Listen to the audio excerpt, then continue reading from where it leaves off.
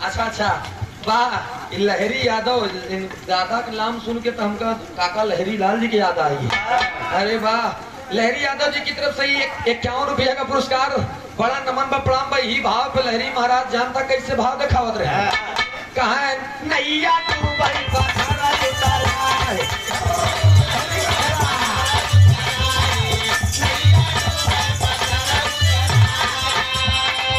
आदरणीय आप सम्मानित श्री भोजन के बड़े ही सुंदर कारीगर श्री राम बाबू भैया हमारे धानापुर की धरती से 1 रुपया का पुरस्कार। आप किसी भी शुभ अवसर पर मिठाई मतलब भोजन के सामग्री में चाहे जौन बनवाए, अब मिठाई में तमाम प्रकार के मिठाई आवत है, बर्फी ले लिया, पेड़ा ले लिया, लड्डू ले लिया, कहो कलाकंद ले लिया, खिचड़ी बनावत है। खिचड़ी बनी भैया। ये 201 रुपया का पुरस्कार भैया केसरी चिड़ों में कोट को नमन प्रणाम पा जे इतना बढ़िया। अच्छा ये बतावा, अगर 10 पास करे या तो 21 का हो गया तो जान ला जे इतना बढ़िया आइटम बनाओ तो खिचड़ी उचड़ी से शुरुआत करे ना भैया।